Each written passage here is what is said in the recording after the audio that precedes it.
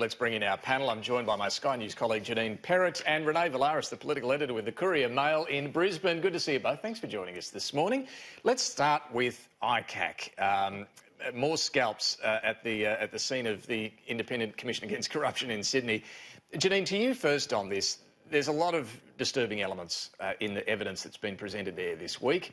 The Aldi bag of $100,000 in cold hard cash handed over by Chinese billionaire Huang Zhangmo. Who knew about it? Who went to lengths to ensure no one else knew about it, particularly the Electoral Commission?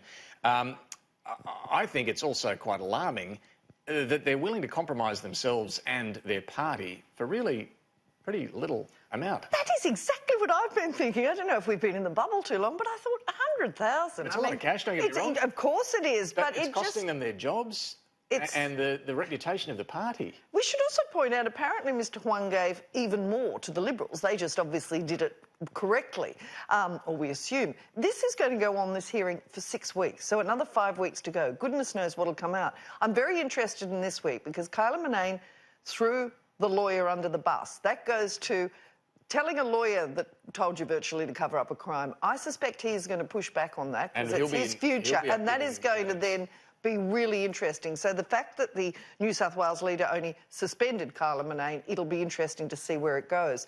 Look, but overall, I keep coming back to the fact we in Sydney are not unused to this. In only the last few years, there are a number of Labor people who've gone to jail. One, Eddie Obeid's still there.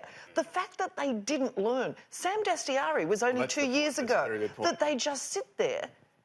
It's worse than a culture. As I say, Renee, there's a few elements to this, but while ICAC is looking at the breach of New South Wales donation laws, it's not really looking at Chinese influence, but really that is the bigger concern here, arguably, isn't it? Huang Zhangmo is now banned from Australia because of his links to the Chinese Communist Party and influence peddling that he's been involved in. That's the bigger problem here. Yeah, and it shows the direct correlation, I guess, between Chinese donations and their want to have some kind of influence over our political policy makers. And just broadly, with New South Wales, I mean, they seem to have been rotten now for a very, very long time. And the question is, what happens? Do they attract people who are corrupt, or when they get there, does the system corrupt them? Because we've seen cycle after cycle, General Secretary after General Secretary, and this is not just a problem for state Labor. This now bleeds into how federal Labor get to prosecute their argument, because they've been quiet on a federal ICAC now for a few weeks, and I imagine it'll stay that way for another 6 or 7 weeks. Well, Renee, just on that point, in terms of what Anthony Albanese should be doing and saying about what's come up through, look, he's been pretty quiet about it most of the week. Admittedly, he too is in East Timor for the commemorations there with the Prime Minister. But he did, and the papers this morning quote him saying, yes, there's a need for substantial cultural change there. But do you think Anthony Albanese needs to take greater ownership of this, Renee, and drive the sort of clean out and the change in culture in that New South Wales branch? I think he does. It'd be not only great symbolically, but I think just practically, you've got a federal election in 2.5 years. I mean, you want to have the cleanest, the most, the best branch, your most populous branch too. Firing, on all cylinders and cleaning out the dead wood. But equally, he's from the left. Does he really want to take on New South Wales right? And remember, one of his 4 leadership team is Christina Keneally, who's had very close links to all these general secretaries in New South Wales. OK, look, he's taken on John Setka. That's right, so he should be. So he should. This is a different matter. But again, isn't it a place for the federal leader? I would have thought to show leadership. To put the foot down. But as I say, you've got the Deputy Leader in the Senate, Christina Keneally. Kyla Renee was one of her proteges. She was one of Sam Dastyari's. She goes back to there. He's going to have to take on... It's a much bigger look than just taking on Sussex Street. As Renee says, this goes to... There's a number of people in federal parliament who have benefited from this rotten, corrupt system. What about, some of the inevitable debates we see whenever this happens about how do we end that culture? Do we need to move to complete public financing of election campaigns, end donations altogether so there can be no more of this grubby stuff? Renee, what do you think? Do we need to look at going that far? I think down the track it's inevitable that we will move down that that path. In Queensland, it's very hard for donations to come from developers. So that's whether you're a federal MP or a state MP. Yet the unions can continue to keep donating to the Labor Party. So straight away you're seeing a bit of an issue where it feels lopsided for the coalition. So I think over time, and as the public demand it, and as money becomes tighter, maybe in the public sphere, there will be a call to do this in terms of the caps being set at a pretty low level. And, you mean caps in terms of what can be donated? Yeah, and also what can be spent on an election campaign. So we don't get the Clive Palmer situation. Do we really need... Oh, exactly, because that just shows that democracy is for sale. And we don't want to move towards the US model where, you know, the person who's the richest can win.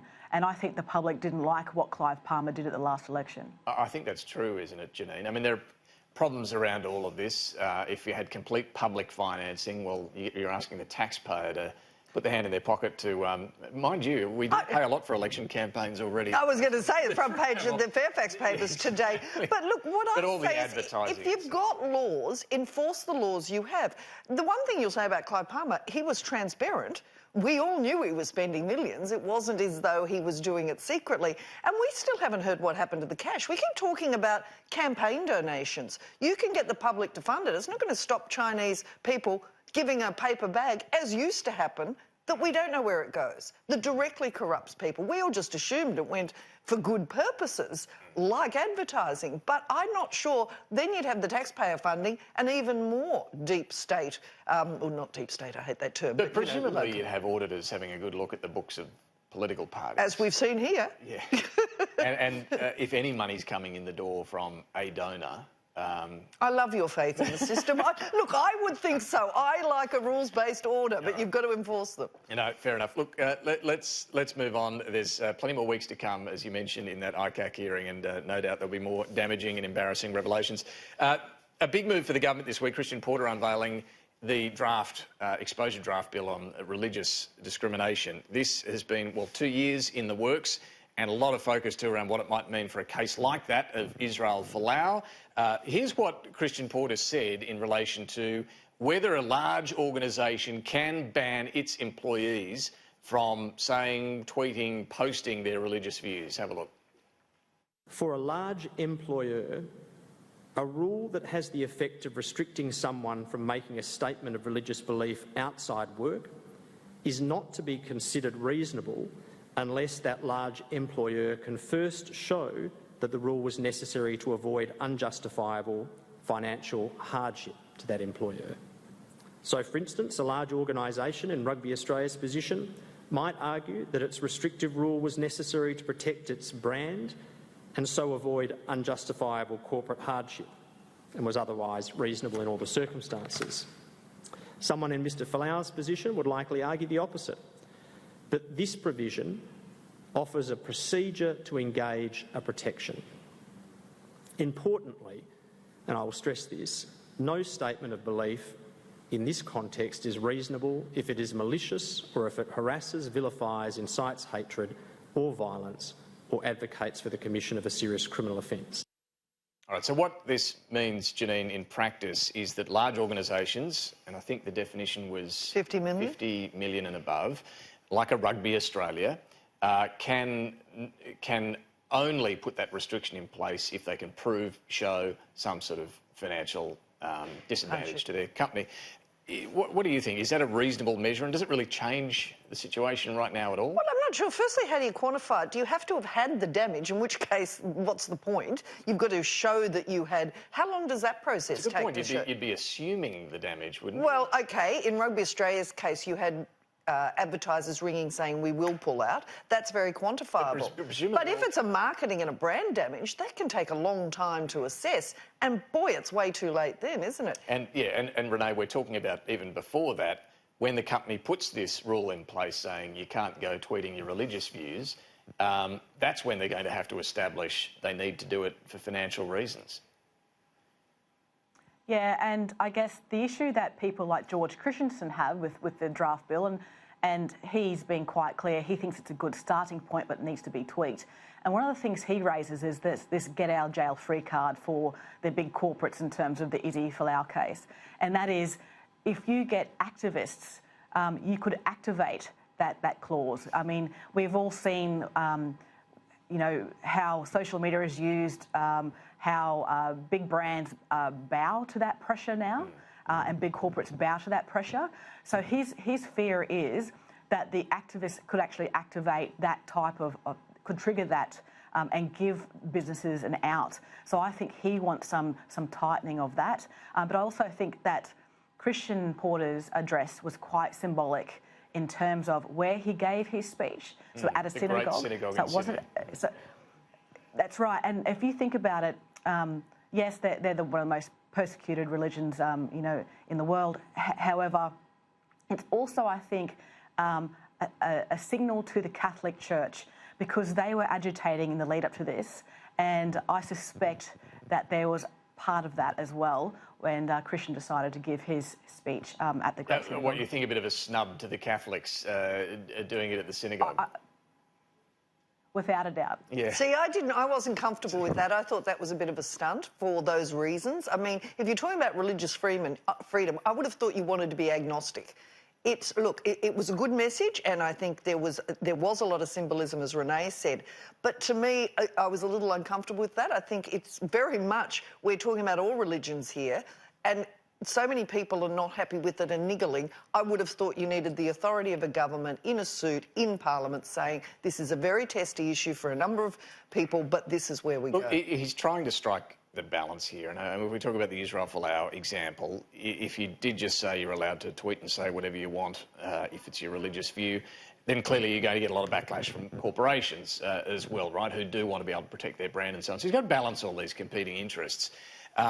Look, it seems to me if you're going to go down this path, then that balance is always going to be necessary. But has it been established, Janine, that you need to go down this path? No, that was going to be my point. I don't think they've established the case. There's a lot of noise, and if you're upsetting, if everybody's a bit annoyed with it and wants it tweaked, then obviously you're doing the right thing. But that report that came out that they sat on for so long, 3 eminent people, the Ruddock report, virtually said it's not that bad. I'm in the if it ain't broke, don't fix it. Sure, there's isolated cases. Work around the laws you have. I don't think they've made the case for why we need this. Hence my problem with the symbolism. He pointed to a few examples, Renee, in the speech, but then some big numbers that he talked about, hundreds of cases of Islamophobia and anti-Semitism in particular. He didn't refer to numbers around Christians being discriminated against, but Islamophobic and anti-Semitic attacks in particular. Do you think they've established the need for this law at all? Well, this is a hangover from the marriage equality debate. It was one of Malcolm Turnbull's, I guess, political ticking time bombs that was kicked down the road. But, I mean, this opens up a can of worms. This draft bill basically is religion v religion, by the way. The real headache, the real problem, the political fights will come next year when the Australian Law Reform Commission hands down its report on what to do with the issues of, you know, gay students in schools and the butchers, the candlestick makers and all those types of things. And I think that's where the real pain is going to come for the government, and it exposes itself to this argument all over again. It's something that really wasn't needed, but they've created a rod for their own back, and next year, when that report comes down, is going to be where most of the heat will come from. So why didn't they wait to do this bill when you've got the report you commissioned out of your last report? Well, they wanted to get moving on.